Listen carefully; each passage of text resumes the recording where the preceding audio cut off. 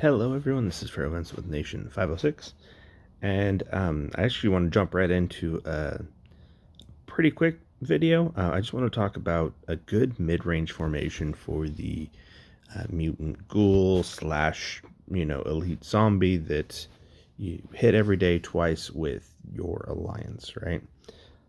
And I wanted to do this for mid-range players. The main reason is I think there's a lot of long-range content out there. I don't see a lot of mid-range content. So for that reason, I wanted to go ahead and, show you a weird formation that works out really well. So, in essence, you're going to want one of every frontline unit. You're going to want one of three different kinds of backline troops. I don't care which three. I'm going for all damage because it tends to work better, but you can pick whatever you like. And the reason being has to do with pathing. So I'm going to show you once with the formation that I recommend, and then once, like, if I add one more back row troop, it's a little weird. This one, though, the only unfortunate thing for mid-range players is you really have to use max stormtroopers. If I was more of a mid-range player, I would have a lot more stormtroopers, which means I could probably max out a fleet like this. You'd want to be able to do that. It does require that. Because I'm not really a mid-range player yet, I'm going to go ahead and max out my mid-range troops just because I really want to show the mid-range perspective of it. Please note that this is kind of what you want to see, and if it ends up not working, the best way for the video might just show you how it works. But let's just jump right in, because what you're going to see is the mutant ghoul, right, and any of the actual melee attacking troops has a very specific path. It hits very specific targets along its route, and so it's going to kind of come in here. It's going to hit your mid row, and then it kicks out through your rockets, then through your gunners, which I'm actually running out of time, so I might have had too many.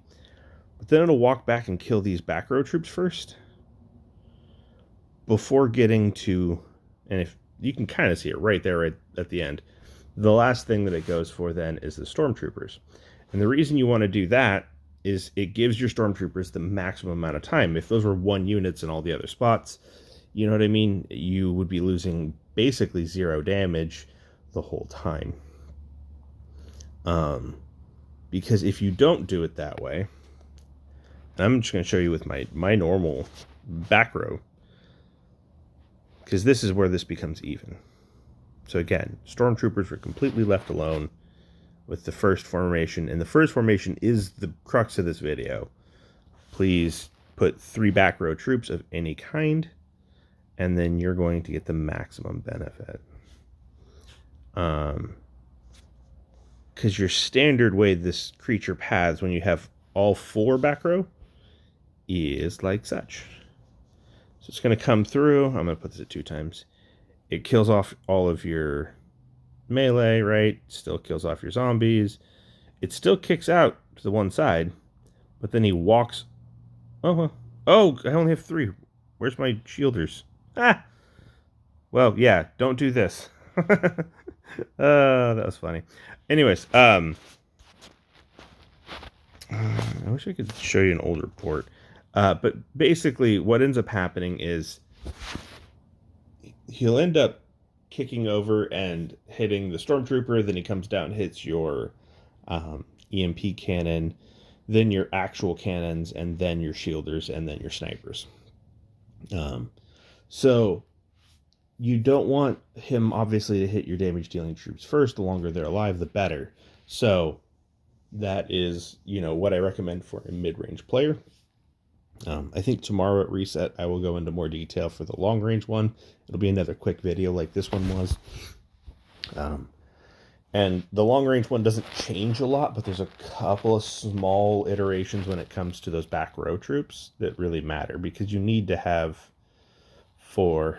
So it gets a little tricky, but I'll show you guys what I mean, and we will visit that tomorrow. So anyways, that's all I wanted to come to you with that for this particular video. Please feel free to like, comment, and subscribe, and let me know what you think of this formation for my mid-range players.